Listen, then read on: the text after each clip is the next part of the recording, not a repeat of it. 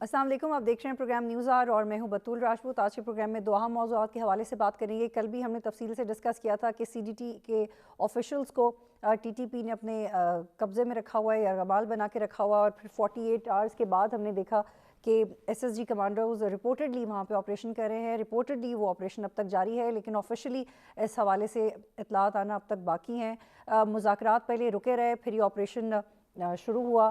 Cantt के area में ये ऑपरेशन हो रहा है। बहुत अलार्मिंग सिचुएशन है ना। इसका मकसद हाइप क्रिएट या पैनिक क्रिएट करना नहीं है, but it is very important to understand कि ये सब हो ही क्यों रहा है। इस हवाले से मुफस्सल बात करने के लिए मेरे साथ रिफत अल और अगज़ई साहब मौजूद होंगे, सीनियर जर्नलिस्ट हैं पाक अफेयर्स पे, और अब्दुल्ला खान साहब भी पाकिस्तान अफगान अमूर के माहिर हैं, मुझे ज्वाइन करेंगे और ये भी डिस्कस करेंगे आज के प्रोग्राम में कि क्या वाकई जुमे को असम्बलियाँ तहलील हो जाएंगी और हम देखेंगे कि जो इमरान खान के मुतालबात हैं वो पूरे होंगे, या परवेज़ इलाही कोई नया सरप्राइज़ दे सकते हैं। इस पर बात करेंगे। बहुत शुक्रिया आप दोनों का। रफ़तुल्लाह साहब, मुझे बताइएगा कि ये वाक़या, इस पे अब अमेरिका ने भी रिस्पांस दिया है कि पाकिस्तान की मदद करने को तैयार है। उन्होंने ये भी कहा कि हम आगाह हैं कि बन्नू में क्या हो रहा है। Is this under control? जी बिल्कुल, अभी जो इतलात आ रही है उसके मुताबिक तो जो ऑपरेशन था वो कंप्लीट हो गया है। और हलाकतों के हवाले से जो है ना, अभी थोड़ी देर पहले ख्वाजा आसिफ साहब ने कौमी असम्बली में भी बताया है कि 2 हलाकतें हुई हैं सिक्योरिटी फोर्सेस की, और 17 जो है ना वो ज़ख्मी हैं। और इसके अलावा जितनी भी वो वहाँ पे वो जो शिद्दत पसंद थे, जो हमलावर थे, वो सारे मारे गए हैं। उसमें 10 लोगों की हलाकत की जो है ना वो इतलात हैं कि 10 मारे गए हैं, लेकिन वो इतलात इस तरह है कि तकरीबन कोई 30-35 लोग थे। तो अब भी वहाँ पे जो क्लियरेंस ऑपरेशन जो है वो चल रहा है। ये तकरीबन कोई आज 12-20 पर ये ऑपरेशन शुरू हुआ। आज जो है ना बन्नू में सारा ये वहाँ पे अमूमी तौर पर छुट्टी दी गई थी। तालीमी इदारे सब जो है ना दफातर वगैरह बंद थे। तो जो वहाँ पे कैंट का एरिया है वो तो 3 दिन से सील था। तो वीडियोस भी आई है कि वो दूर से जो है ना वो आवाज़ें आ रही थी गोलियों की, और वहाँ पे कुछ धमाकों की आवाज़ें आ रही थी, धुआं उठ रहा था। तो इसका मतलब ये है कि नहीं, वहाँ पे बाकायदा एक ऑपरेशन किया गया है। अब ये इस तरह की इतलात भी आ रही है कि कोई ड्रोन का भी इस्तेमाल हुआ है। लेकिन टीटीपी जो है ना वो अभी थोड़ी देर पहले भी उनका एक बयान आया है कि वो ये दावा कर रहे हैं कि उन्होंने जितने लोगों को यरगमाल बनाया था उन सबको उन्होंने हलाक कर दिया है। लेकिन अब इसमें जो है ना ऑफिशियली ये चीज़ कंफर्म नहीं हो रही है। ये तो कंफर्म है कि वो जो कंपाउंड था उसको अब खाली कराया गया है, यानी उनसे वो कब्जा छुड़ा लिया गया है। सिर्फ ये है कि अभी वो क्लियर जारी है। लेकिन अभी इसकी पूरी तहकीकात होनी है कि ये किस तरह वाक़या हुआ। ठीक है, आप मेरे बहुत साथ ही सारे रहिएगा। रिफतुल्लाह साहब, अब्दुल्ला खान मुझे ज्वाइन करें, वो भी अफ़गान पाकिस्तान अमूर पे माहिर हैं। अब्दुल्ला साहब, मुझे बताइएगा, ये वाक़या जिसको हम देख रहे हैं कि मेन स्ट्रीम मीडिया पे उस तरह से जिक्र नहीं हो रहा, हम ज़्यादा कॉन्शियस हैं इस बारे में बात करते हुए, but this is very alarming and why is it happening? आपको लगता है कि हमें रिस्पॉन्स करने में देर की? क्या तज्ज़िया आपका इसके ऊपर? पहली बात तो ये है कि मेरा ख्याल है कि मीडिया ने ज़्यादा ज़िम्मेदारी का मुज़ाहरा किया है कि इस तरह के वाक़यात को रिपोर्ट करने में जो सनसनी माजी में फैलाई जाती थी उससे बहुत पैनिक क्रिएट होता था। और मेरा ख्याल है कि इस दफ़ा मीडिया ने खुद ही बहुत ज़्यादा ज़िम्मेदारी का मुज़ाहरा किया है और यही सिलसिला आगे भी जारी रहना चाहिए। दूसरी बात यह है कि ये एक सिंगल वाक़या नहीं है, हमने माजी में भी देखा, जैसे बन्नू जेल भी एक दफ़ा टूट जी। चुका है तहरीक तालिबान पाकिस्तान ने, फिर डीआई खान जेल भी एक दफ़ा टूट चुका हुआ है। और इस तरह के बहुत ज़्यादा हाई प्रोफाइल अटैक्स अगर हम माजी के हिसाब से देखें तो ये इतना बड़ा हाई प्रोफाइल अटैक नहीं था, जितना कि माजी में आप देखें कि कामरा एयर बेस पे अटैक हुआ, कराची एयरपोर्ट पे अटैक हुआ, बहुत बड़े-बड़े अटैक्स हमने पाकिस्तान में देखे हैं। बात ये है कि जब तक हम फायर फाइटिंग करते रहेंगे ये सिलसिला चलता रहेगा। ये बुनियादी तौर पे हमारी जंग एक नज़रिए के साथ है। जब तक हम इसको कम्प्रिहेंसिवली लेके नहीं चलेंगे, हम सिर्फ जो है ना ताकत के इस्तेमाल से इस मसले का हल नहीं कर सकते। हमने समझा कि ऑपरेशन ज़रब्याज़ के बाद और उसके बाद जो सब्सिक्वेंट ऑपरेशन है कि हमने जनाब ये सिलसिला ख़त्म कर दिया है, लेकिन हमने देखा है कि 2019 से फिर ये हमारा जो डेटाबेस है Pakistan institute for conflict and security studies का, वो बताता है कि 2019 से फिर वायलेंस जो है ना ऊपर जाना शुरू हुआ और अब फिर काफ़ी ज़्यादा जो है ये सिलसिला, ये वाला पूरा साल पिछले साल की निस्बत तकरीबन को 30% वायलेंस में मज़ीद इज़ाफ़ा हुआ और ये सिलसिला आगे चलता जाएगा जब तक कि हमारी हिकमत अमली जो है ना वो कम्प्रिहेंसिव नहीं होती। हम एक कम्प्रिहेंसिव अप्रोच के साथ जो है ना वो नहीं चलते। हम सिर्फ जो है ना वो समझते हैं कि कुछ मिलिटेंट्स को मार देंगे, तो वो जो जब तक नज़रिए को आप शिकस्त नहीं देते हैं कुछ और लोग आ जाएंगे। आपने कितने मार लिए हैं माजी में? हमारा डेटाबेस बताता है कि 30,000 से ज़्यादा तो मिलिटेंट्स ہم مار چکے ہیں گزشتہ 20-22 سال کے دوران. تو آپ جتنے مارتے ہیں اور آ جاتے ہیں. تو یہ جب تک ہم اس کو نظریاتی فرنٹ پہ کنفرنٹ نہیں کریں گے تب تک یہ سلسلہ چلتا رہے گا. یہ بہت اہم نقطہ آپ نے ریز کیا. اور کل بھی اورگزئی صاحب ہم اس پہ بات کر رہے تھے, نیشنل الیکشن پلان کی امپلیمنٹیشن کیا تھی, اس کے نکات 9 نکات پہ کام ہی نہیں ہوا, 6 پہ کچھ کام ہوا, پھر اس کے نکات پی ٹی آئی کی گورنمنٹ نے 20 سے 14 کر دیے, اور 2015 میں انٹرنل تھریٹ کے اوپر زیادہ توجہ تھی, اور 2021-22 تک وہ ایکسٹرنل تھریٹ پہ چلے گی. یہ کچھ ایسی وجوہات میں نے خود پڑھی اور اس پہ ہم نے کام بھی کیا, جس کی وجہ سے نیشنل الیکشن پلان اتنا کامیاب نہیں ہوا جتنا اسے ایکسپیکٹ کیا جا رہا تھا. کیا آپ کے مطابق یہی وجوہات ہیں کہ دوبارہ ٹی ٹی پی ایک بڑا خطرہ بن رہی ہے جس فریکوینسی سے اٹیکس ہو رہے ہیں؟ مجھے لگتا ہے کہ اب تو شاید ہمیں یہ بادر نہیں کرنا چاہیے کہ چھوٹا اٹیک ہے, بڑا اٹیک ہے, ولنریبل جگہ پہ تھا, ایکسپوز جگہ پہ تھا, وی کی not afford attacks any more. تو یہ آپ کے مطابق اس کی کیا وجوہات ہیں کہ دوبارہ سے وہ اتنا اسٹرانگلی اٹیک کر رہے ہیں؟ اور عبداللہ خان صاحب کے مطابق کہ 30,000 اگر آپ نے مار دیے تھے تو نئے نئے پھر کیسے آ جاتے ہیں, ان کو سپیس کیسے مل جاتا ہے؟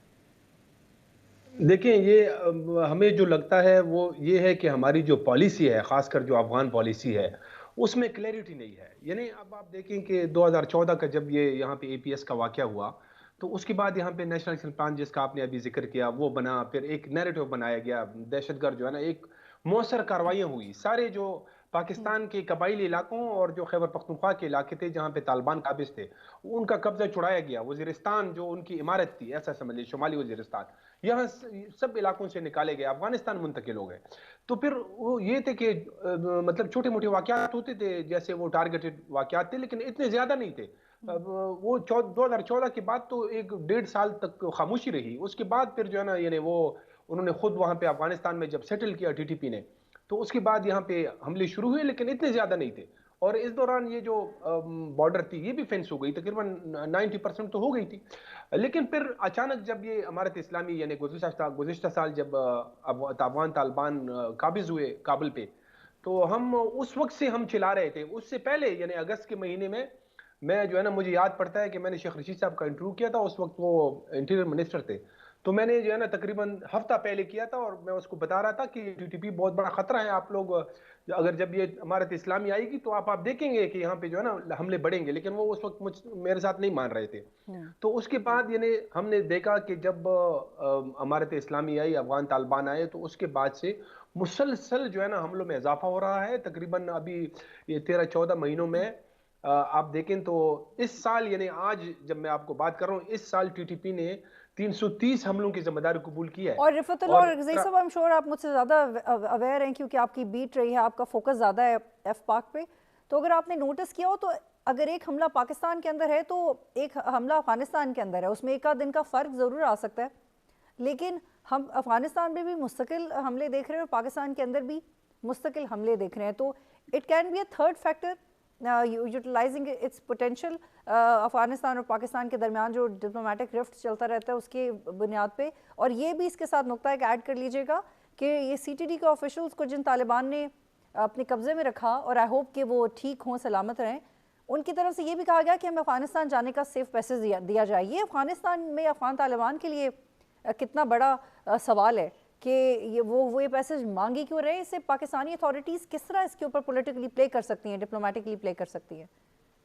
یہ تو جب انہوں نے اس طرح کی بات کی تو اس پہ فوراً جو ہے نا ٹی ٹی پی کا ایک بیان بھی آ گیا. انہوں نے کہا کہ نہیں, یہ جو لوگ ہیں یہ بہت عرصے سے جو ہے نا یہ ڈیٹینشن میں ہے, ان کو پتہ نہیں ہے افغانستان ہم وہ نہیں چاہ رہے ہیں. وہ کہہ رہے ہیں کہ ادھر قبائلی علاقوں میں ہی آپ ان کو جو ہے نا وہ رہا کر دے. پھر آج صبح جو ہے نا مفتی نور ولی محسود جو ٹی ٹی پی کے سربراہ ہے, اس کا بھی ایک آڈیو بیان آیا ہے جس میں انہوں نے اسی بات کا ذکر کیا ہے کہ وہ لوگ افغانستان نہیں جانا چاہتے. تو وہ اصل میں آلریڈی ہمارے افغانستان کے ساتھ اس وقت جو ہے نا وہ حالات بڑے کشیدہ چل رہے ہیں نا. تو معاملہ یہی ہے کہ مطلب وہ ساری جو ٹی ٹی پی کی لیڈرشپ ہے وہ تو افغانستان میں. رفعت اللہ صاحب, I'm sorry to cut you, تو پھر وہ ہیلپ لیس افغان طالبان ہیلپ لیس بھی نظر آتے ہیں. ایک طرف وہ کہتے ہیں بارڈر پہ ہمارا کنٹرول بھی نہیں ہے, پھر وہ ایکسپلینیشن بھی دیتے ہیں کہ ہمارے ان سے تعلق نہیں, ان کو وہیں پہ رکھیں, پھر ہم ان سے ثالثی ایکسپیکٹ کیوں کرتے ہیں؟ یہ اصل میں ایک بہت بڑا ایشو تو یہی ہے نا کہ اب یہ جو ہے نا یہ ساری تنظیمیں صرف ٹی ٹی پی نہیں بلکہ ٹی ٹی پی تو خیر یہ ہے کہ سب سے بڑی تنظیم جو اگر کوئی فورن मिलिटेंट्स है अफगानिस्तान के अंदर, बड़ी तंजीम जो है ना तादाद के लिहाज से, तो वो टीटीपी है। अब टीटीपी ने तकरीबन 20 साल तक उनके साथ ये जंग लड़ी है। जब 9/11 के बाद वहाँ से उनकी हुकूमत ख़त्म हुई तो सारे जो जो अफगान तालिबान और जो अलकायदा के लोग थे, बाकी जो उज़्बक मिलिटेंट्स थे, इन्होंने आके जो है ना यहाँ हमारे कबायली इलाकों में पनाह ली, और यही टीटीपी लोगों ने उनको पनाह दी, उनको यहाँ पे रखा कई सालों तक। बल्कि टीटीपी के लोग कहते हैं कि हमारे 7,000 लोग जो हैं वो अफगान तालिबान की वजह से हलाक हुए हैं। तो वो अब वो जो है ना मतलब फिर 20 साल तक उनके साथ लड़ी भी है ये अमेरिका और नेटो के खिलाफ, पूरे 20 साल तक यानी ये उनके साथ शाना बशाना लड़े हैं, और ये सारी तंजीमें। तो ये अफगान तालिबान के लिए बहुत मुश्किल है। अब वो उनके खिलाफ जो है ना मतलब यहाँ पे वो हमले कर रहे हैं, वो उनका यानी वो उनको रोक नहीं सकते हैं, न उनके खिलाफ कोई कार्रवाई कर सकते हैं वो। और हमारा ये मुतालबा है कि यार ये तो हमने तो आप लोगों को जो है ना पूरी दुनिया में हम आपकी वकालत कर रहे हैं। अगर कोई मुल्क है जो अमारत इस्लामी की सबसे ज्यादा वकालत कर रही है जब से वो उनकी हुकूमत बनी है, तो वो तो पाकिस्तान है। लेकिन उसके बावजूद भी जो है ना ये उसमें अब ये जो क्लैरिटी की मैंने आपको बात की ना कि यहाँ पे जो पॉलिसी साज थे वो शायद उनको ये अंदाजा नहीं था कि, क्योंकि उनके तालिबान के आने के बाद यहाँ पे तो शादियाने बजाए जा रहे थे ना कि अब तो बस हमारे सारे मसाइल हल हो गए। उनको ये अंदाजा ही नहीं था कि ये जो है ना हमें इतना मसला हो सकता है। और हम यहाँ पे रुकिएगा, ये this is a very valid point. यहाँ पे एक ब्रेक लेते हैं, फिर वापस आते हैं प्रोग्राम में। खुशामदीद अब्दुल्ला साहब, ये आइडियोलॉजिकल सिमिलैरिटी दोबारा हमारे लिए एक चैलेंज बनती हुई दिखाई दे रही है आपको? देखिए, बुनियादी तौर पे जो अफगानिस्तान में तालिबान की हुकूमत आई है वो उसको हमें मजमूई तनाज़र में देखना पड़ेगा, और हमें सिर्फ अगर हम टीटीपी के साथ लिंक कर देंगे तो फिर वो हमारी पॉलिसी भी दुरुस्त समझ में नहीं होगी, और हम बहुत इंपॉर्टेंट चीज़ भी लूज कर बैठेंगे। हमें ये इल्म है कि जब अमेरिका अफगानिस्तान में था और उसकी जो परवरदा हुकूमतें थी उस दौरान में इंडिया को कितनी ज़्यादा इनकरेज दे दी गई थी और कितना ज़्यादा एंटी पाकिस्तान वहाँ पे एक्टिविटीज सरकारी सतह पे किस हद तक थी। और हमने ये देखा है कि जब से ये अफगानिस्तान में तालिबान इक़्तिदार में आए हैं तो वो सारी चीज़ें डिसमेंटल हो गई हैं। एनडीएस डिसमेंटल हो गया है, सीआईए के सेटअप डिसमेंटल हो गए हैं, रा के नेटवर्क्स वहाँ से डिसमेंटल हो गए हैं। एक इशू रह गया टीटीपी। मैं समझता हूँ कि इसको पोलिटिकली हमें अफगान तालिबान के साथ एंगेज करना चाहिए, और जैसे रिफतुल्लाह साहब ने कहा कि अफगान तालिबान इस बात पे नाराज हो गए फौरन जब ये उनके इल्म में ये बात आई कि ये इन लोगों ने जो बन्नू में इन्होंने कहा है कि हमें अफगानिस्तान का सेफ पैसेज दिया जाए, तो वो फिर जब अफगानिस्तान के तालिबान की नाराजगी सामने आई तो फिर ये टीटीपी का स्टेटमेंट सामने आया कि नहीं जी ये तो अफगानिस्तान, इनको पता नहीं था कि हालात बदल चुके हैं। वो एक बड़ी फुसफुसी किस्म की उन्होंने वजाहत दी। खुद तहरीके तालिबान पाकिस्तान को इस वक्त अफगानिस्तान में अफगान तालिबान की तरफ से प्रेशर का सामना है। ये मुज़ाकरात के लिए तो बैठने के लिए तैयार नहीं थे, अफगान तालिबान ने ही इनको मुज़ाकरात के लिए मजबूर किया। और मैं समझता हूँ कि बेहतर ये है और उसूली तौर पे हमें वापस मुज़ाकरात की तरफ जाना पड़ेगा। इस मसले को पुरअमन तरीके से अगर हल किया जा सकता है तो ताकत के इस्तेमाल की ज़रूरत नहीं है। मैं समझता हूँ कि पाकिस्तान को ये मामला मुल्ला हैबतुल्लाह के साथ टेकअप करना चाहिए, और ये इसमें हमें एक प्लस पॉइंट ये है कि टीटीपी ने बाकायदा बैक की हुई है मुल्ला हैबतुल्लाह की, और ये उसकी बात मानने के लिए ये उनके ऊपर ये जो जिस शरीयत को ये फॉलो करते हैं शरई तौर पे इनके ऊपर वाजिब है कि ये मुल्ला हैबतुल्लाह की बात माने। मुल्ला हैबतुल्लाह ने इंटरनेशनल कम्युनिटी को एक कमिटमेंट दी हुई है, और शरई तौर पे उनके ऊपर वो कमिटमेंट लाजम है कि वो उसको पूरा करे कि भाई अफगानिस्तान की सरजमीन किसी दूसरे मुल्क के खिलाफ इस्तेमाल नहीं होने दी जाएगी। तो ये मसला जो है ना, अफगान तालिबान एक हुक्म दें और उसके बाद ये खिलाफ वर्जी करें, तो अफगान तालिबान का ये मिजाज है कि वो खिलाफ वर्जी चाहे उनका सगा भाई क्यों ना हो वो उसको बर्दाश्त नहीं करते हैं।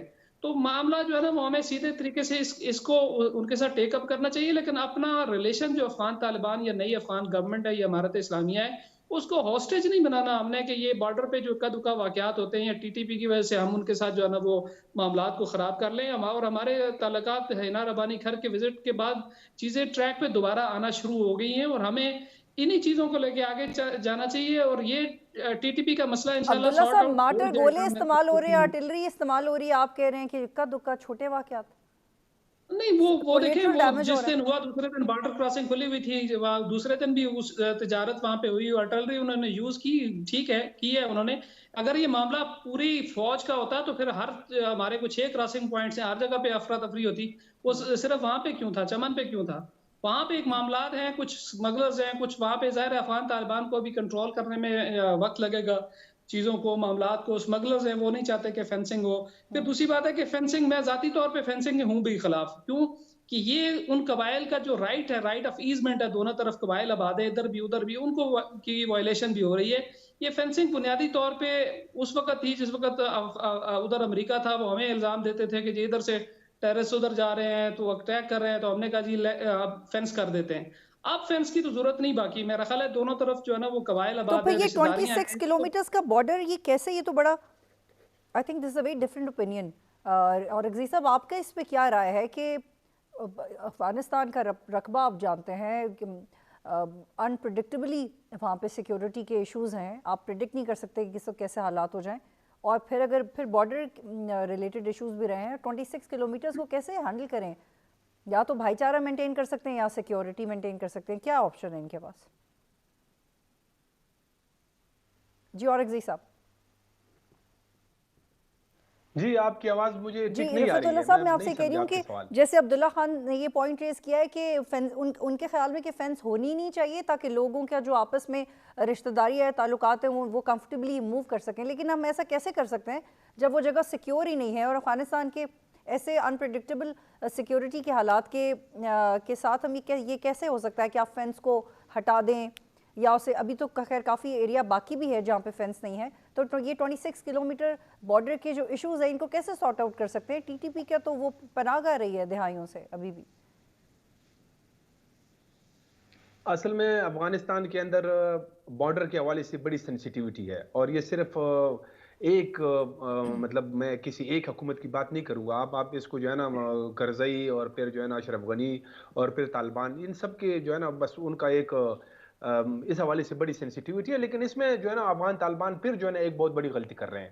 یہ بارڈر جو ہے نا یہ فینسنگ اشرف غنی کے دور میں شروع ہوئی تھی، اور تقریباً 70% 80% اشرف غنی کے دور میں یہ فینس ہو گیا تھا، جو کہ پاکستان کا سب سے بڑا دشمن، یعنی جہاں یہاں کے جو پالیسی ساز ہے وہ بتاتے ہیں نا. تو اس کے دور میں جو ہے نا یہ حال تھا، اور افغان طالبان جو پاکستان کے سب سے بڑے قریبی دوست، بڑے ہمدرد، انہوں نے جو ہے نا اس جو 10% رہتا تھا اس کو انہوں نے بند کر دیا. حالانکہ اب یعنی امارت اسلامی کے پاس یہ ایک بہت بڑی دلیل تھی کہ وہ یہ کہتے ہیں اپنے لوگوں کو کہ یار یہ تو اشرف غنی کے دور میں ہوا تھا، اس میں ہمارا کیا مطلب کوئی قصور نہیں ہے، یعنی وہ اپنے آپ کو چھڑا سکتے تھے، لیکن انہوں نے نہیں کیا. تو یہ جو ہے نا مطلب یہاں پہ سارے ان کے جو ہے نا اندازے غلط ثابت ہوئے ہیں. بالکل جو ہے نا یہ ہمارے پالیسی ساز جو ہے نا وہ اس کو آج تک جو ہے نا میرے خیال میں اس کو سمجھ نہیں پائے ہیں کہ وہاں پہ گراؤنڈ پہ صورتحال کیا ہے. اور یہ جو ابھی عبداللہ صاحب بات کر رہے تھے، عبداللہ صاحب کی میں قدر کرتا ہوں، لیکن اس وقت جو ہے نا میں آپ کو بتاؤں کہ یعنی جب سے امارت اسلامی آئی ہے تو اس وقت جو میں آپ سے بات کر رہا ہوں، یعنی دونوں ممالک کے تعلقات انتہائی کشیدہ ہے، انتہائی کشیدہ.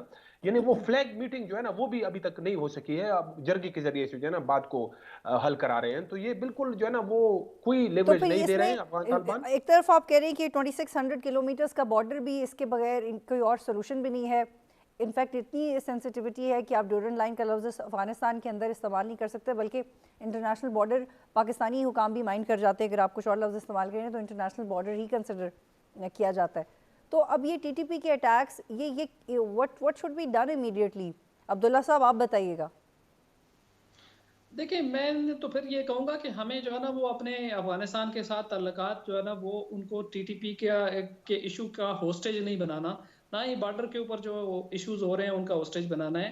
افغانستان میں ایک نئی حکومت آئی ہے اور وقت لگے گا ان کو بھی سیٹل ڈاؤن ہونے میں، اور ان کے پاس بھی کوئی چارہ کار نہیں ہے کہ وہ پاکستان کے علاوہ کسی اور طرف صحیح طرح سے دیکھ سکیں، کیونکہ پاکستان اور افغانستان کے جو معاملات ہیں وہ کسی دوسرے ملک کے ساتھ ہو ہی نہیں سکتے.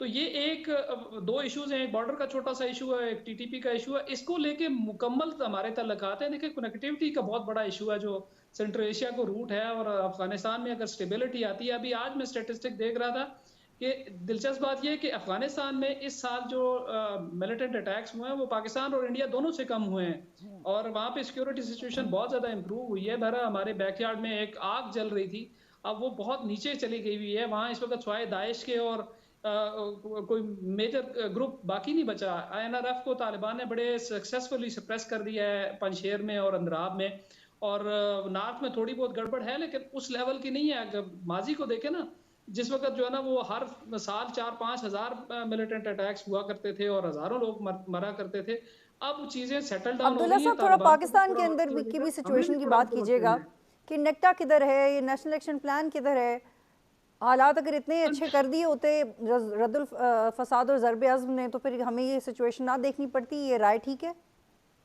دیکھیے میں آپ کو بتا دوں یہ نیکٹا کے اور خاص طور پہ یہ جو نیشنل ایکشن پلان کے حوالے سے اس کے اوپر تو ایک لمبا پروگرام ہو سکتا ہے. میں ڈیبیٹ کرنے کے لیے تیار ہوں کہ یہ جو نیریٹو مارکیٹ میں پھیلا ہوا ہے کہ نیشنل ایکشن پلان پہ عمل نہیں ہوا, یہ بالکل غلط ہے. فاٹا ریفارم بھی اتنا بڑا ایک پوائنٹ تھا. تو عبداللہ صاحب تھوڑا بتائیے کہ پھر مدرسوں کے حوالے سے کیا ریفارمز ہوئی ہیں, مدرسوں کے سلیبس کے حوالے سے کیا ریفارمز ہوئی ہیں, یہ دیکھیں بات یہ مدرسوں کی رجسٹریشن کے حوالے سے کیا ریفارمز ہوئی ہیں. اس وقت I'm sorry to cut you تھا کہ 20,000 سے زائد ایسے مدرسے جو رجسٹرڈ نہیں ہیں, ان میں کیا پڑھایا جا رہا ہے نہیں پتا. یہ اس وقت کی رپورٹ پہ تھا 2016. یہ ایک بہت ساری فلمزی قسم کی رپورٹس ہوتی ہیں نا. ہم نے باقاعدہ اسٹڈی کی ہوئی ہے پورے پاکستان میں مدرسوں کی فائنینشیل پائپ لائنز کے اوپر, ان کی ریفارمز کے اوپر ہم نے باقاعدہ اسٹڈی کی ہے. وہ بھی نیکٹا کے ساتھ مل کے ہم نے اسٹڈی کی ہے.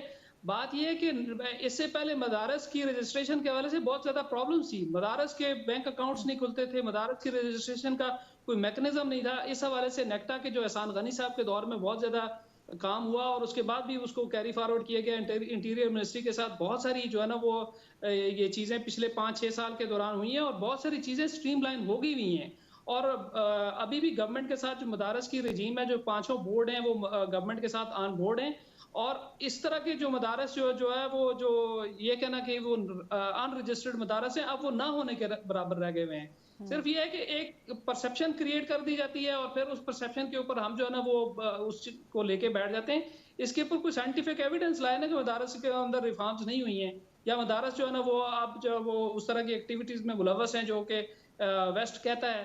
ویسے بھی یہ بہت کم ہے کہ یہ جو لوگ ٹیررسٹ ایکٹیویٹیز میں ملوث ہوتے ہیں ان میں سے بہت کم تعداد ہے جو مدارس کے ساتھ ریلیٹڈ ہوتی ہے. بہرحال یہ ایک لمبی ڈسکشن ہے, آپ کا موضوع چونکہ اس حوالے سے نہیں ہے. بالکل, لیکن اب ڈیفینیٹلی اس پہ پرٹیکولرلی پروگرام ضرور ہونا چاہیے.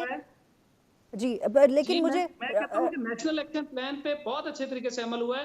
یہ نیریٹو کہ نیشنل ایکشن پلان پہ عمل نہیں ہوا, میں اس کو نہیں مانتا ہوں. یہ میری اپنی رائے ہے. میں نے ایک پوائنٹ کے اوپر پروگرس جی I'm really happy that you're so well aware. ہم اس پہ ضرور مزید بات کریں گے, لیکن مجھے رفعت اللہ صاحب کی اس پہ رائے ضرور چاہیے. رفعت صاحب ڈو یو ایگری کہ جو عبداللہ خان صاحب بات کر رہے ہیں نیشنل ایکشن پلان پہ جہاں تک مجھے یعنی ہم دیکھتے آئے ہیں تو اس میں صرف آپریشنل سائیڈ پہ یعنی ان کو جو یہاں پہ ٹھکانے ختم کرنا, ان کو یہاں سے بے دخل کرنا کلدن تنظیموں کو, یہ اس پہ بڑا مؤثر طریقے سے عمل درآمد ہوا ہے, اس میں شک نہیں ہے. اس میں جو ہے نا مذاکرات کا کدھر ذکر تھا نیشنل ایکشن پلان کے اندر, جو ہے نا مذاکرات کا کوئی ذکر تھا نہیں تھا. پھر یہ مذاکرات کس کھاتے میں شروع ہوئے, اور یہ جو مدارس ہے, مدارس کے حوالے سے بالکل وہ جو کچھ ریفارم ضرور ہوئے ہیں, لیکن وہ ابھی تک جو ہے نا اس پہ پوری طرح عمل درآمد نہیں ہوا ہے. اور اس کے علاوہ جو انسداد دہشت گردی مراکز کا قائم ہونا تھا, وہ آپ دیکھیں کہ 2014 میں نیشنل پلان بنا تھا, اور اب جو ہے نا مطلب جا کے پشاور کے اندر پہلا ایک مرکز کھلا ہے, یعنی پورے پاکستان کے اندر جو یعنی یہ تقریباً 7-8 سالوں میں, تو اس میں بڑی دیر کر دی گئی ہے. اور یہ جو فاٹا ریفارمز ہے یہ ضرور ہو گئے ہیں, اس میں شک نہیں ہے, لیکن اس کو بالکل جو ہے نا جیسے کولڈ سٹوریج کے اندر آپ ایک کان تو کر دیتے ہیں, ایک نٹ جو ہے نا آپ فٹ کر دیتے ہیں, تو بس اس کو آگے اس کو صرف فٹ نہیں کرنا تھا, آگے بھی مطلب اس پروسیس کو جانا تھا. وہ بالکل جو ہے نا اب لوگ یہ فاٹا ریفارمز تو ہو گئے ہیں, لیکن اب لوگ اس کے خلاف جو ہے نا کئی سارے اب احتجاج ہو رہے ہیں کہ یہ ہمارے ساتھ دھوکہ ہوا ہے. تو صرف جو ہے نا اس طرح تو نہیں تھا, اس کو پورا آگے بھی لے کے جانا تھا. اس میں مطلب حکومتوں کا بھی قصور ہے, اس میں شک نہیں ہے. بہت شکریہ رفعت اللہ اورکزئی صاحب, عبداللہ خان صاحب افباک امور کے ایکسپرٹس ہمیں جوائن کرے تھے. ایک بریک لیتے ہیں, پھر واپس آئیں گے. پروگرام میں خوش آمدید. اس وقت مجھے صدیق الفاروق صاحب نے جوائن کیا, رہنما PMLN, اور عظمیٰ جودون صاحبہ PTI سے میرے ساتھ موجود ہیں. بہت شکریہ آپ دونوں کا جوائن کرنے کے لیے. صدیق الفاروق صاحب, یہ بھی اوپینین ہے پنجاب اسمبلی کے اندر کہ گورنر کہہ ہی نہیں سکتے عدم اعتماد لینے کے لیے. اگر کوئی اپنے من مانی تعویل کرنے کی کوشش کرے تو پھر اس کی اپنی مرضی ہے. گورنر یا صدر وہ جس وقت چاہیں وہ کہہ سکتے ہیں. مرکز میں بعض چیزیں جو قومی اسمبلی میں ہیں وہ بجٹ سیشن کے ساتھ ایسا معاملہ ہے کہ اگر بجٹ سیشن ہو رہا ہو تو بعض بزنس یا بعض چیزیں نہیں ہو سکتی. صوبائی اسمبلی میں تو ایسی کوئی بات نہیں ہے. جب گورنر نے انہیں عدم اعتماد کا ووٹ لینے کا کہا ہے تو انہوں نے تمام آئینی قانونی ماہرین سے مشورے کے بعد آئین کو سامنے رکھتے ہوئے ہی ये डायरेक्शन दी है। जी, और ये स्पीकर सप्तान खान साहब ने कहा है कि गवर्नर की जानिब से बुलाए गए इजलास का गज़ट का नोटिफिकेशन उन्होंने कहा ये जारी नहीं करना चाहिए। तो आपको लगता है कि ये सिचुएशन अब तसादुम की तरफ जाएगी? हम रीप्ले देखेंगे जो पहले पंजाब असम्बली में हुआ, अब पीटीआई ये भी कहती है कि उनके पास प्लान बी है। मेरा ख्याल है तसादुम नहीं होगा, शायद ये अदालत में चला जाए कि अगर कोई आदमी बज़िद हो कि मैं ये नहीं होने दूंगा, तो मैं इजलास नहीं बुलाऊंगा, इजलास तो बुला लिया, उसके तो रास्ते में रुकावट कोई नहीं है, ये गवर्नर का की सवाबदीद है, तो फिर अगर ये मामला तो फिर ये अदालत में जाएगा। तसादुम होना भी नहीं चाहिए। उज़मा साहब बताएं ये मसाइल क्यों बढ़ते जा रहे हैं? एक तरफ इसहाक डार मिलते हैं सदर आरिफ अलवी से, वो कन्विंस करते हैं इमरान खान को कि असम्बली के अंदर आ जाएं, बातचीत आगे क्यों नहीं बढ़ पा रही? फिर फवाद चौधरी, असद उमर साहब भी कहते हैं कि हाँ बातचीत हो रही है, होनी चाहिए, लेकिन आप लोग ये किस तरह की बातचीत है कि फिर आप लोग पंजाब में एक दूसरे की बात सुनने को तैयार नहीं है? देखिए जी, सबसे जो इम्पोर्टेंट बात है वो ये है कि पीडीएम अपनी बात से एकदम मुड़ जाती है। ये हमें यू टर्न कहते हैं, लेकिन असल में यू टर्न ये खुद लेते हैं।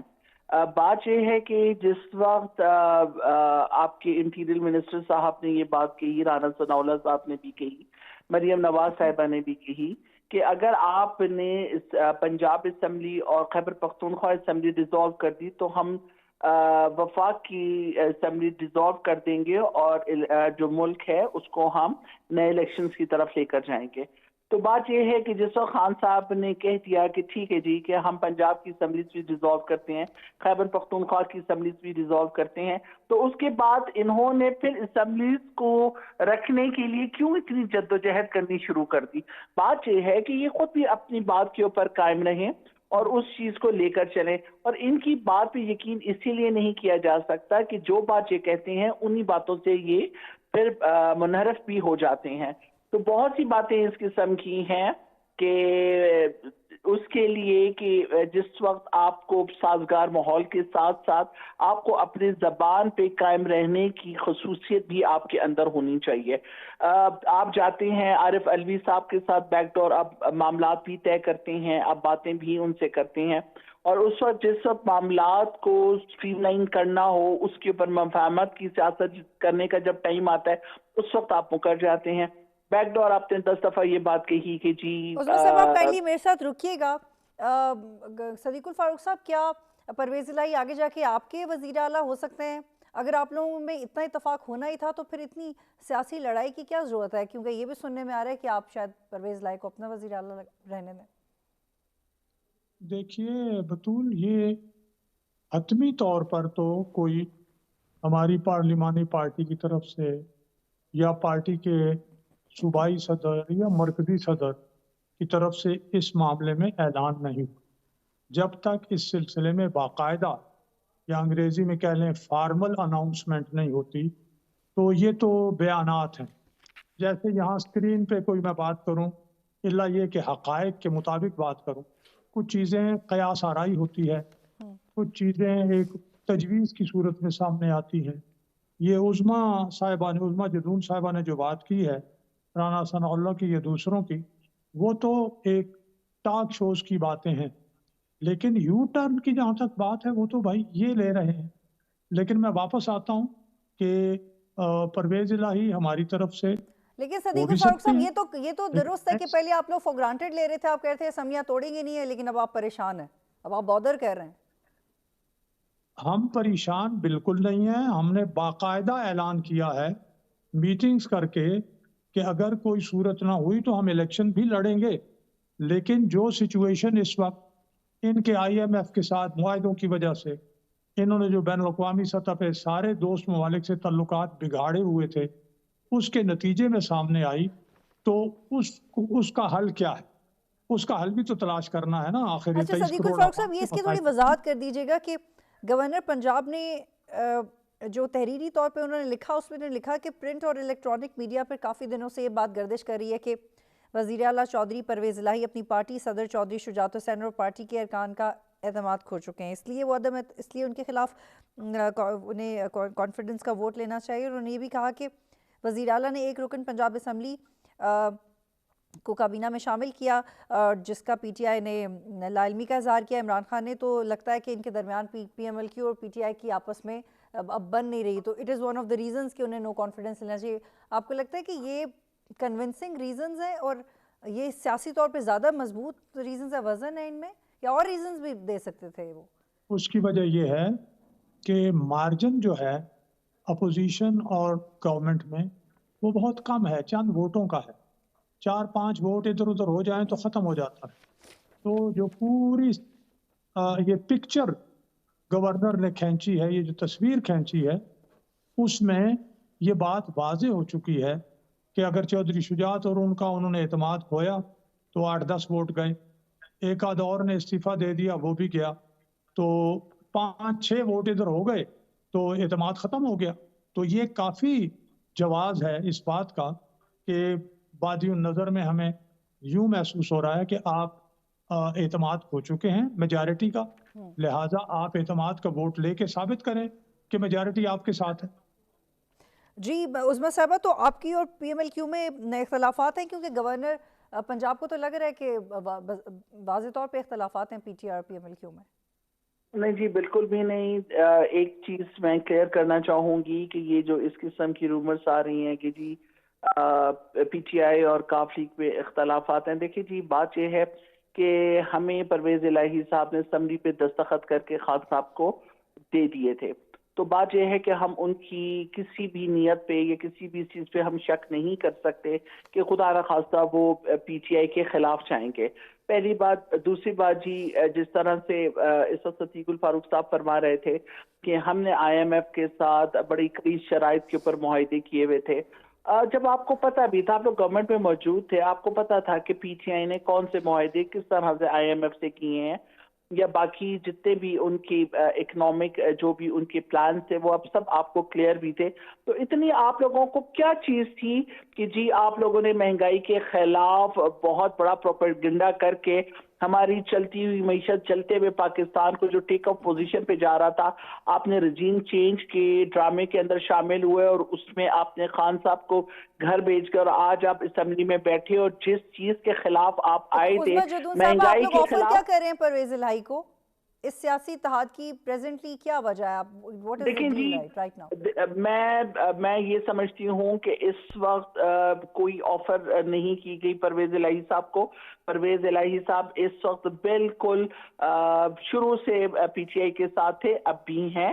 ہاں وہ الگ بات ہے کہ نو ڈاؤٹ کہ اس وقت میجورٹی ایم این ایز کی بھی اور باقی جو ہماری سینٹرل ایگزیکٹو کمیٹی کی بھی جو ممبرز ہیں ان کی ہمدردیاں بالکل پرویز الہی صاحب کے ساتھ موجود ہیں، اور وہ اس چیز پہ ہیں بھی کہ جس طرح سے انہوں نے پی ٹی آئی کا ساتھ دیا تو ان کی بہت سی بعد میں جو شرائط بھی ہوئیں یا جو بھی ان کے معاملات ہوئے ان کو اچھی نظر سے دیکھتے ہوئے ان کو ہم فیسیلیٹیٹ بھی انشاءاللہ کریں گے.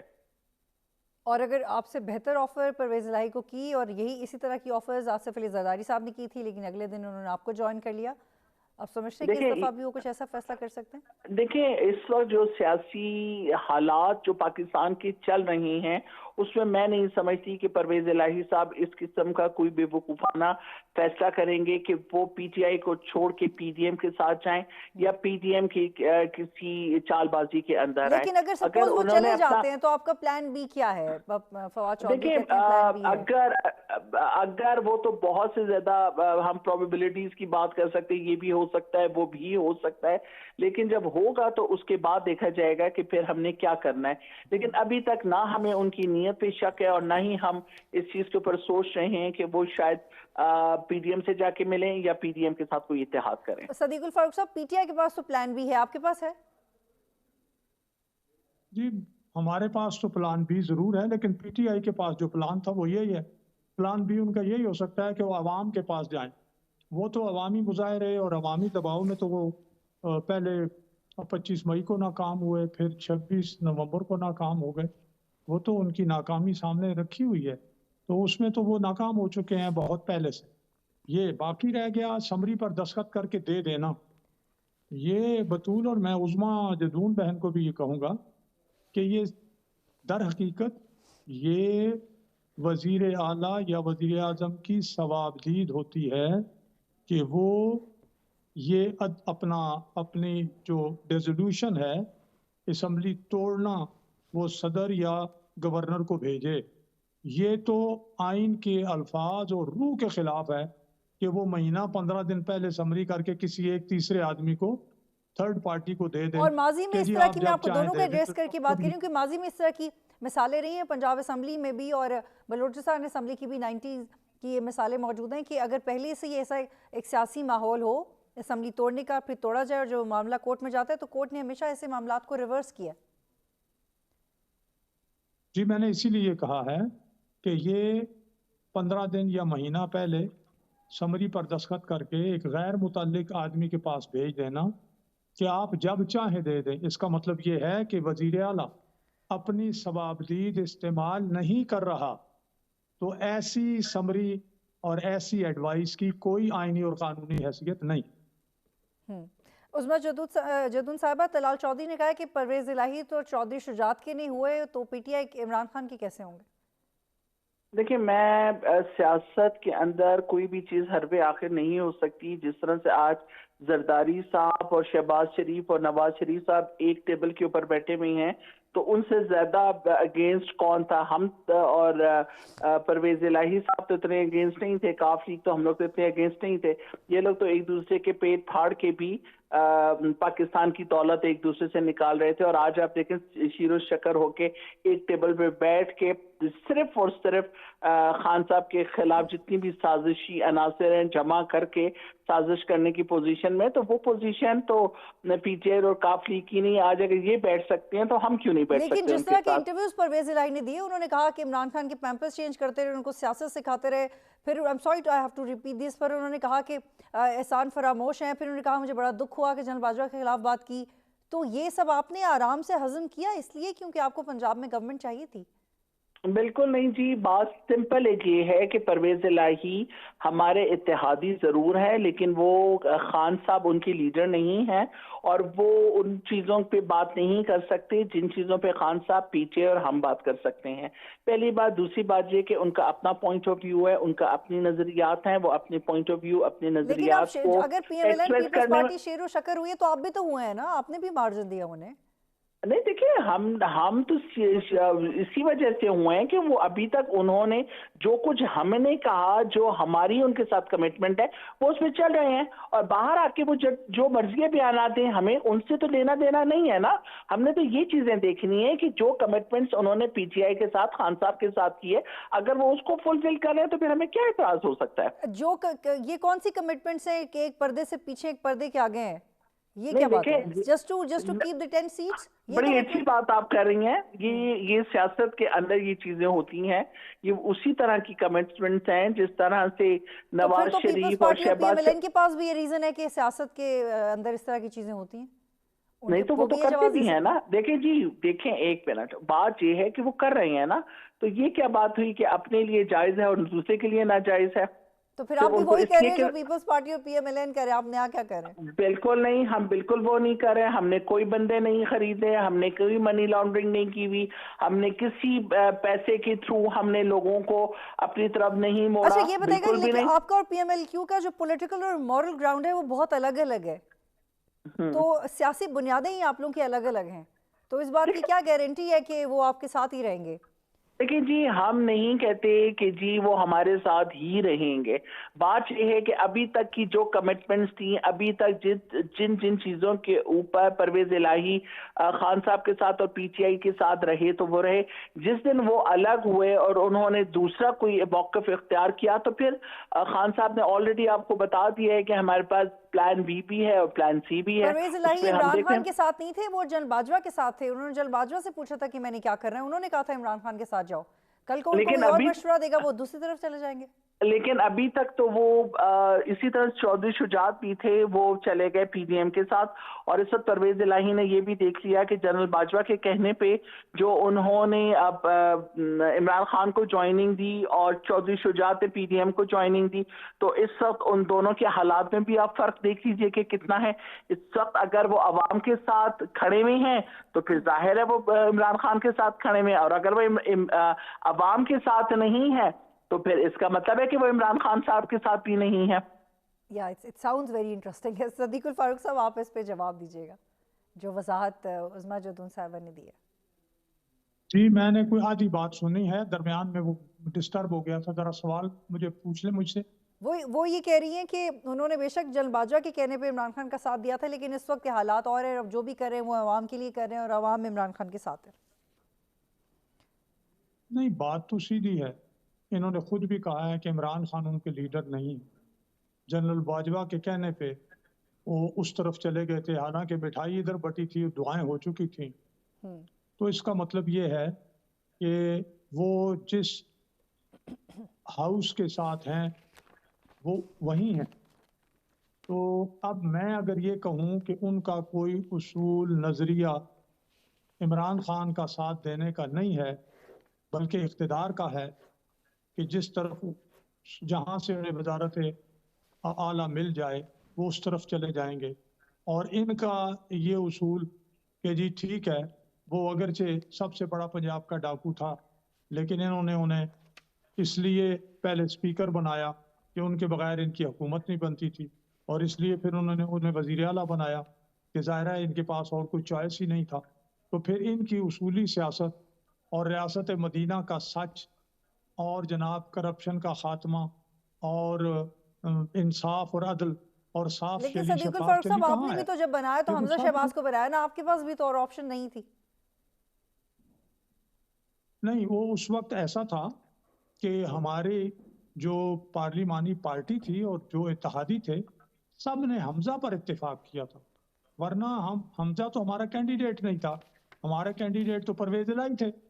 وہ جب ادھر چلے گئے تو پھر اس کے بعد ہماری پارٹی اور سارے جو ہمارے اتحادی تھے انہوں نے حمزہ پر اعتماد کیا, صدیق الفاروق اتفاق کیا صاحب کہ مجھے نہیں آپ ان سے کو سوال اگلائیں. کرنا ہے کہ اب آپ کی تیاری کیا ہے سوائے اس کے کہ نواز شریف واپس آ جائیں؟ کیا صرف اسی بیس پہ آپ کا ووٹر خوش ہو جائے گا؟ اگر سپوز پرویز الہی اسمبلی نہیں پہ توڑتے, آپ کی طرف مل جاتے ہیں, تو آپ کی اس سے پرفارمنس تو اچھی نہیں ہو جائے گی نا. پچھلے 8 ماہ میں جو آپ نے پرفارم کیا ہے, آپ کے فیور میں کیا جاتا ہے؟ دیکھیے, اس وقت پی ٹی آئی جہاں جہاں بھی ان کی حکومت ہے, کیونکہ وہاں پی ٹی آئی کے منسٹرز اور پی ٹی آئی کی پالیسی, کے پی کے میں پی ٹی آئی کے 9 سال سے حکومت ہے. آپ دیکھ لیں دہشت گردی کے معاملے میں 9 سال میں وہ کئی 1% کامیابی حاصل نہیں کر سکے.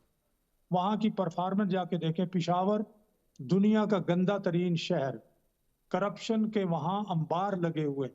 کرپشن کا نظام عمران خان نے جب ان کے چیف منسٹر اور ان کے کابینہ کے ارکان پر چیئرمین وہ اکاؤنٹیبلٹی نے ہاتھ ڈالنے کی کوشش کی. یہی میں آپ سے پوچھ رہی ہوں کہ آپ کے پاس پلے کرنے کے لیے کیا ہے, آپ کس پوٹینشل پہ آپ پولیٹیکلی میں نے بات مکمل نہیں کی. تو یہاں بھی ان کی جہاں میجارٹی ہوگی ان کی کارکردگی کیا ہوگی. ہماری یہاں حکومت بنے گی پی ڈی ایم کی, تو اس سے ایک سٹیبلٹی پیدا ہوگی اور ہمارا جو دائرہ کار ہے وہ بڑھے گا. کس طرح کی سٹیبلٹی, کس نوعیت کی سٹیبلٹی؟ سٹیبلٹی یہ ہے کہ جو پی ڈی ایم کی حکومت ہے اس کا دائرہ کار بڑھ گیا ہے, پھر یہ اور آگے بھی جا سکتی ہے. اس سے ہماری ریٹ بڑھے گی, اس سے ہماری کریڈیبلٹی بڑھے گی, اور اس کریڈیبلٹی اور ریٹ کا فائدہ جو ہے وہ پاکستان کی معیشت کو بھی ہوگی. اچھی عظمیٰ جدون صاحب, میرا آپ سے آخری سوال ہے, اگر آپ وضاحت سے بتانا چاہیں کہ پلان بی کیا ہے. ریپیٹ کر رہی ہوں میں سوال. دیکھیں پلان بی آپ بتا کے تو اپنی پی ٹی ایم کو ہم پہلے سے انفارم کر دیں کہ ہمارا آپ ریزائن کر دیں گے پھر پنجاب اسمبلی سے. دیکھیں جی, یہ تو کچھ نہیں پتا, کیونکہ اس وقت خان صاحب نے جو بھی فیصلے کیے ہوئے ہیں وہ خان صاحب تک ہی محدود ہیں, اور خان صاحب اینڈ ٹائم کے اوپر اپنے فیصلے بتاتے ہیں. اور یہ جو ریسنٹ آڈیو لیکس ہوئی ہیں مبینہ طور پہ, اس کا کچھ اثر ہے آپ کی سیاست پہ اس وقت؟ دیکھیں یہ آڈیو لیک ہونا, یہ میں اس پہ تھوڑی پریشان بھی ہوں اور دل بھی دکھتا ہے کہ پاکستان اب ایسا ہو گیا ہے کہ جہاں پہ پی ایم ہاؤس محفوظ نہیں ہے, لوگوں کے گھر محفوظ نہیں ہے, لوگوں کی فونز محفوظ نہیں ہے. تو یہ ہمارے ادارے اس وقت خان صاحب والی بات ہے کہ کیا کر رہے ہیں کہ آپ لوگ آڈیو لیکس کے ذریعے سیاستیں کریں گے, کہ آپ لوگ آڈیو لیکس کے ذریعے یہ تمام رجیم چینج کے آپریشن کریں گے. اور اگر اس طرح سے ہوا اور باقی پی ڈی ایم کی اگر آپ کو پتا ہے کہ آڈیوز آنے لگیں تو پھر اللہ معافی तो वो फिर वो कैसी वीडियोस और ऑडियोज होंगी। तो खुदारा कि मैं समझती हूँ कि ये ऑडियोज और वीडियोस के मामले में से निकलना चाहिए, पाकिस्तान और पाकिस्तान की आवाम को देखना चाहिए। जिस तरह से अभी सदीक और फारूक साहब ने कहा जी पेशावर गंदा तरीन शहर, और भाई आप पेशावर आए, पेशावर में आके आप सिर्फ खान साहब का नाम लें तो आपको पता चलेगा कि खान साहब के कितने डाई हार्ड वोटर सपोर्टर वहां पे मौजूद है, और वो जिस कंडीशन में खान साहब ने उनको जिस कंडीशन से निकाल के उठाया है ना, तो ऐसे नहीं हिस्ट्री है के पीके के अंदर। और बीआरटी पे हमने देखा कि वो केसेस कैसे बंद हुए, ये एक अलग बहस है। बहुत शुक्रिया आप दोनों का प्रोग्राम में ज्वाइन करने के लिए। नाज़रीन, एक इंटरेस्टिंग फैक्ट आपके साथ शेयर करूं कि अगर काफ लीग का एक भी रुकन जो परवेज़ इलाही को वोट नहीं दे तो वज़ीर आला नहीं रहेंगे। इतनी क्रिटिकली नंबर्स के साथ वो वज़ीर आला मुंतखब हुए थे, और अगर अदम एतमाद पेश होती है तो स्पीकर और डिप्टी स्पीकर भी इजलास को चेयर नहीं कर सकेंगे क्योंकि उनके खिलाफ भी है ये, और इनकी जगह पैनल ऑफ चेयरमैन ये अमल मुकम्मल करवाएंगे। तो लेट्स सी कि कल क्या एक्सरसाइज होती है, और अगर ये मामला अदालत में जाए तो तारीखी तौर पे मिसालें ये बताती हैं कि रिवर्स हो जाएगा। प्रोग्राम देखने का शुक्रिया। अल्लाह हाफ़िज़।